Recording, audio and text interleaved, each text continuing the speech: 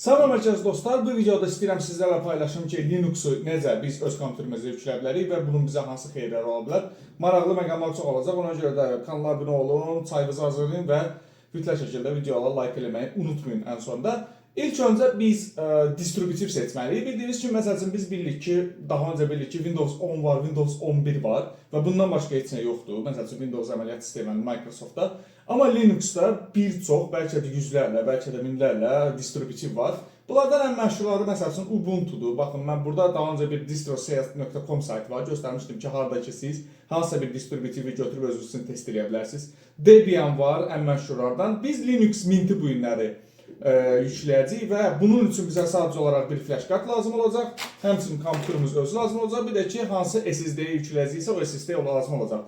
120 GB SSD-yə, hətta 64 GB-lıq köhnə SSD-miz varsa onu da yüklə bilərsiniz. Məsələn, görərdim ki, daha sürətli işləməsi üçün SSD-yə yükləyəsiniz.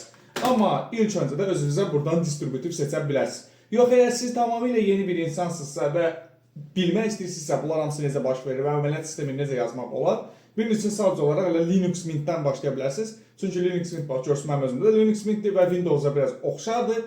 Və bununla da Linux'a girmək daha rahat olur. Ona görə də bugün biz məhz Linux Mint'i yükləyəcəyik və onun üzərindən göstərəcəyik ki, necə biz Linux sistemini kompüterimizə qura bilərik. Həmçində dostlar, məsləhət görərdim ki, USB 3.0 olan flash kartlar işlədəsiniz. Adətən həmin flash kartlarda bax, burası göy rəng olur. Çünki bu flash kartlar daha sürətlidir, yazma oxuma daha sürətlidir və daha sürətli şəkildə siz Linux'u yükləyəcəksiniz. Yox, varınızsa USB 2.0-da işlədə bilərsiniz. Həmçində qoşanda da diqqət edin ki, kompüterinizdə USB 3.0 portuna, yəni göy portlara qoşasınız, daha sürətli yazma oxuma olduğuna görə. Amma əgər sizdə o yoxdursa, sizdə köhnə bir kompüterdirsə, təbii ki, eləyə bilərsiniz. Təbii Linux Mint'i siz istənilən kompüterə yükləyə bilərsiniz. Yəni DDR2 əməliyyat sistemi ilə, daha doğrusu RAM olan Lori dildə desə, əgər sizə köhnə 775 soket zatsa, istənilən köhnə zibil kompüter nə gəldi, yükləyə bilərsiniz. Sadəcə olaraq istək lazımdır, bacarıq lazımdır və təbii ki, videoya baxıb bunu öyrənmək lazımdır. USB 3.0 yoxdursa 2.0 portda istifadə edə bilərsiniz. Flash kartda dediyim kimi 8 GB-da ola bilər, 16 GB-da ola bilər, 32 də ola bilər, istədiyiniz qədər, əgər nəyiniz varsa. İndi hal-hazırda bizdə Linux Mint'in ICO-su yüklənir, yəni bir növ belə desək, distributiv yüklənir və yüklənəndən sonra artıq biz başlayacağıq flash karta bunu atmağa Balena Etcher proqramı ilə. İndi isə gəlin dostlar, öz seçdiyimiz Linux distributivini internetdən tapaq və onu flash karta yazaq. Xatırladıram ki, 8 GB-lıq flash karta bəs eləyir. Məndə 32 GB-dır, amma belə 8 də bəs eləyir ki, Linux distributivi yazasınız, çünki distributivlər o qədər də çox yer aparmır. İndi biz Linux Mint'i seçdiyimizə görə elə Google-da da Linux Mint yaza bilərik və birbaşa zaten Linux Mint'in saytı açılacaq və tamamilə pulsuz heç bir əlavə ödəniş lazım olmadan biz, baxın, burada download var, birbaşa yükləyə bilərik və yaxud versiyalar var bizdə, hansıları ki siz istəsəz, əgər kim daha çox Linux sistemlərindən başa çıxırsa, burada Cinnamon Edition var, XFS var və Mate var. Mən ilk növbədə sizə məsləhət görərdim ki, məsələləri Linux-dan tanış olmaq üçün Cinnamon işlədəsiniz. Bu biraz Windows-a oxşayır, ona görə də daha rahat olur. Download eləyirik, baxın, burada yükləmə var, biz burada server seçə bilərik, məsəl üçün Dünya Kiku serverindən yükləmək və artıq bizdə yüklənmə başladı. İndi yüklənmə bitdikdən sonra da biz təbii ki, həmin bu distributivi endirəcəyik öz kompüterimizə, daha doğrusu flash kartımıza və başlayacağıq bir növ install eləməyə. Bunun üçün bizə Balena Etcher lazımdır. Belə bir proqramdır, hansı ki distributivləri flash karta yazır. Bunu yüklədikdən sonra, yəni Windows əməliyyat sistemindən bunu yükləyə bilərsiniz, download edə bilərsiniz. Mən də səhv etmirəmsə, artıq bu olmalıdır. Bir dənə yoxlayaq. Bəli, məndə artıq var Balena Etcher və bizim distributiv yüklədikdən sonra biz təbii ki, davam eləyəcəyik öz boot flash kartımızı düzəltməyə. Yəni boot flash kartımız vasitəsilə də artıq əməliyyat sistemini yükləyəcəyik təzə kompüterimizə və orada artıq bizim Linux əməliyyat sistemimiz olacaq. Və gözləyən artıq yüklənmə bitsin, ondan sonra davam eləyək. Beləcə dostlar, gördüyünüz kimi bizim distributivimiz artıq yükləndi. Gördüyünüz kimi artıq burada distributiv qaydasında və yerində var. Və indi biz nə edirik? Növbəti bizim hərəkətimiz olacaq ki, biz bu distributivi təbii ki, Balena Etcher proqramı ilə flash karta yazacağıq. Sonra flash kartı da təbii ki, qoşulub boot kimi, yəni BIOS-dan qoşulub ya da boot menyudan qoşulub start verib başlayacağıq öz kompüterimizdə bir növ Linux Mint'i yükləməyə. Bunun üçün nə edirik? Uşaqlar, flash from file edirik. Həmin faylı tapırıq biz. Baxın, görürsünüz, məndə burada Zagruski bölümündə düşdü, yəni kompüterimdə. Yəni siz hara skaçat eləmişsinizsə və yaxud yükləmişsiniz sonra Linux Mint seçirik. Baxın, burada hazırdır. Открыть eləyirik. Belə dedik ki, select target. Burada çox diqqətli olun. Mütləq şəkildə öz flash kartını seçin. Birdən çaşarsınız, hansısa diskləri seçərsiniz. Zədələyə bilərsiniz disklərinizi. Yəni çox diqqətli olun. Flash kartınızı dəqiq görün. Baxın mən dəqiq görürəm. 32 GB və onu seçirəm. Diqqətinizə çatdırım ki, əgər kompüterinizdə başqa çox vacib bir hard disk varsa, hansında ki fayllarınız var, vacib fayllar var. Məsələn, görün ki, həmin hard diski Linux Linux'i install etməmişdən qabaq ayırasınız. Yəni SATA kabeldən ayırın, qoy qıraqda qalsın, gözləsin. Tam sistem, əməliyyat sistemi hazır olandan sonra artıq həmin belə deyək də diski qaytara bilərsiniz. Yəni belə deyək də kabelini qoşa bilərsiniz. Bunu niyə edirsiniz? Ən çox birdən təsadüfən çaşarsınız. Linux'u belə deyək də install edən zaman düzgün disk seçməzsiniz və sizin hard diskinizdə olan və yaxud məsəl üçün şəkillər olan diskinizdə olan ayrı, əgər fiziki olaraq ayrı bir ikinci SSD-niz varsa, hard diskiniz varsa, oradan məlumatlara bir şey olmasın. Və budur, gəlin biz ilk növbədə flash kartı düzəldək və təbii ki o məsələyə yenə də qayıdacağam. Flash eləyik və beləcə gördüyünüz kimi starting bizdə artıq başladı flashing prosesi getməyə. Nə baş verir burada? Bizim yüklədiyimiz, az öncə yüklədiyimiz Linux Mint distributivi, yəni artıq əməliyyat sistemi flash karta köçür. Flash kartdan isə biz artıq BIOS-a girəcəyik. Yəni hər kompüterin öz BIOS-u haqqında məlumatı siz təbii ki kompüterin kitabçasında tapa bilərsiniz. Google-da da, internetdə də, hətta ChatGPT-dən də soruşa bilərsiniz ki, mən şeyi necə tapım, belə deyək də bir növ boot menüyə necə girim öz kompüterimdə. Hər bir kompüterdə individualdır. Bəzilərində F11-dir, bəzilərində F8-dir, bəzilərində F12-dir, bəzilərində ümumiyyətlə gərək BIOS-a girəsən. Ona görə də bu məsələlərə çox diqqət eləyin və mütləq şəkildə tapın ki, sizdə necə BIOS-a girilir. Belə papka açılırsa problem yoxdur, əl vurmuruq. Çünki hal-hazırda bizdə flash kart format gedir. Təbii ki, həmin flash kartda qoyduğunuz flash kart tamamilə format olacaq. Bunu mütləq şəkildə bilin. Və içində yalnız və yalnız Linux Mint olacaq. Əgər flash kartınızda vacib məlumat varsa, onu mütləq şəkildə başqa bir yerə köçürdüm. İndi isə bu flash baş versin və baxaq görək sonra nə edəcəyik. Və beləliklə dostlar, artıq gördüyünüz kimi bizim flash kart tam olaraq hazırdır. Burada düzdür, başqa papkalar açıldı, bunları bağlayırıq. Və bizim flash kart tam olaraq hazırdır. İndi artıq biz BIOS-dan, yəni birbaşa boot menyudan bir növ belə deyək də start varacağıq və baxacağıq görək biz necə başlaya bilərik Linux Mint-i artıq yükləməyə. Bunun üçün biz kompüteri söndürəcəyik təbii ki və mütləq şəkildə digər hard diskləri ayırın və yalnız bir dənə Linux Mint-i nəyi yükləyəcəksinizsə həmin hard diski saxlayın.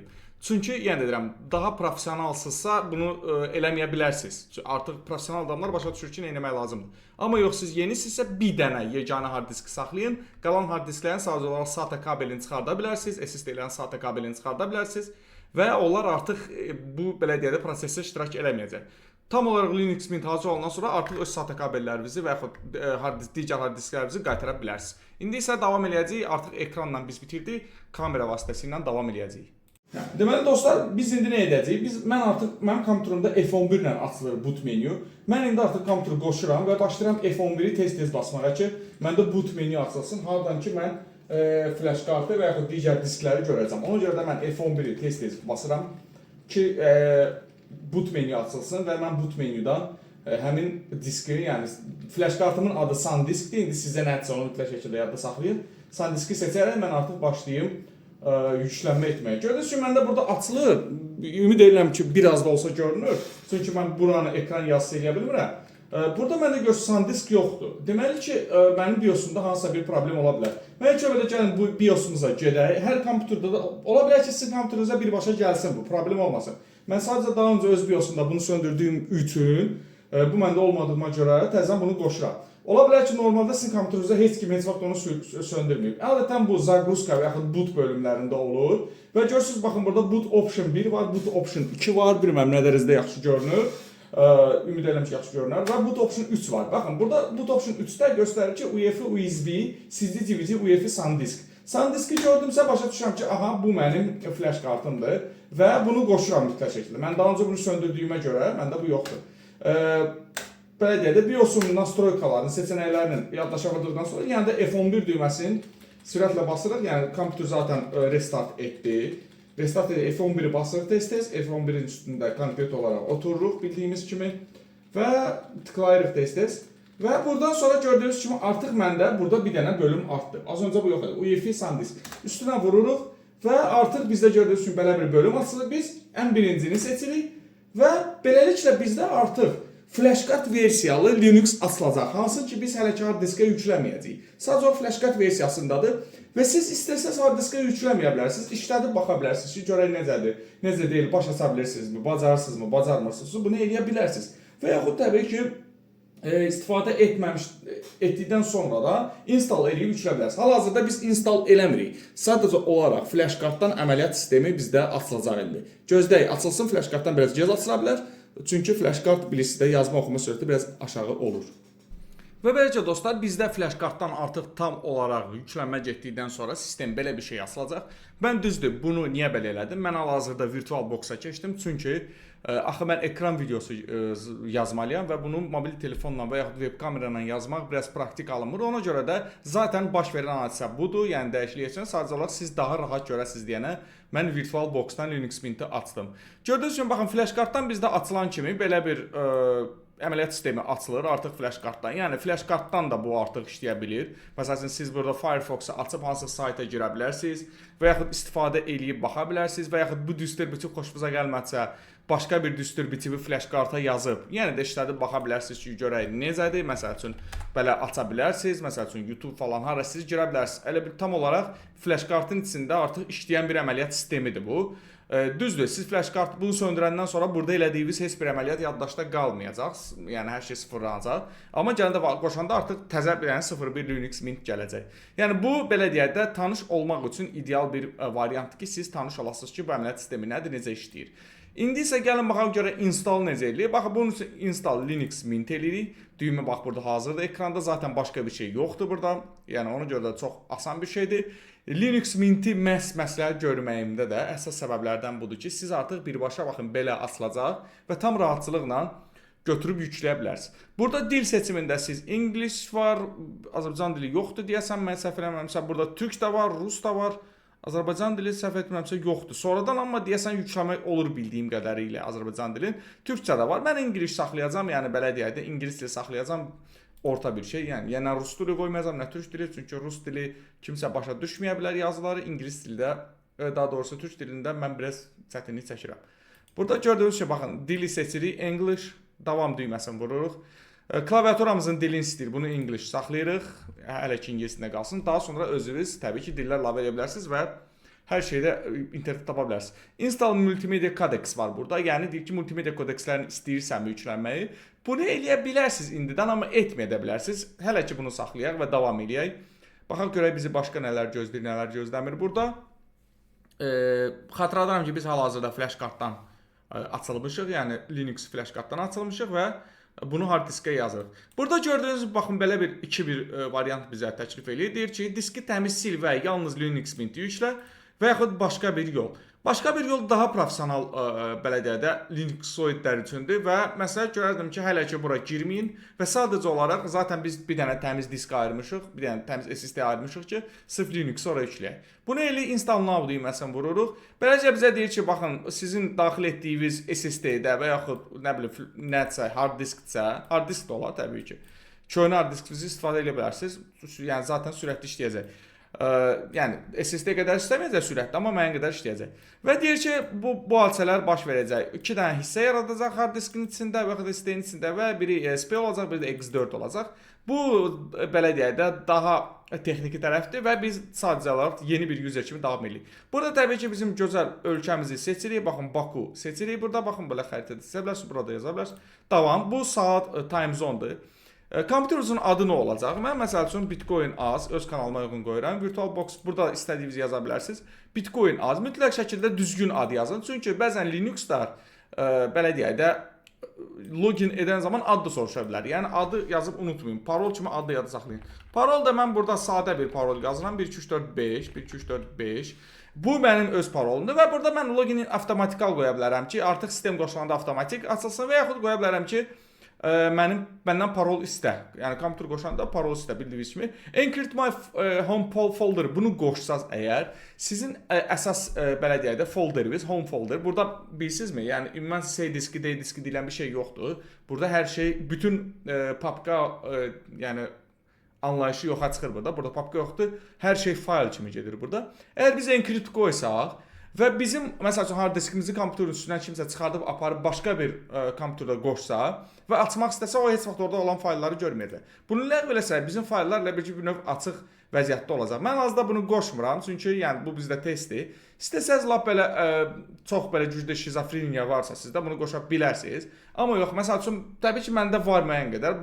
Bunu mən qoşuram, çünki məndə o şizofreniya var, bilirsiniz. Və qoşmaya da bilərsiniz. Sadə user üçün bu vacib bir şey deyil. Əgər siz evdə hansısa bir dənə köhnə notebook-uza həyat vermək istəyirsinizsə, 2 GB RAM olan bir notebook istəyirsiniz ki, hansısa bir işə dərman olsun, onda bu qoşmayın. Əgər sizin kompüteriniz çox məxfidirsə və siz orada müəyyən proyektlər işləyirsiniz, istəmirsiniz ki, kimsə gəlib məsəl üçün hansısa bir dənə qohumun sənin kompüterindən hard diski oğurlayıb aparıb başqa bir yerdə qoşub açmaq, yəni bundan narahatsızsa qoşa bilərsiniz. Davam edeyim, mən qoşmuram.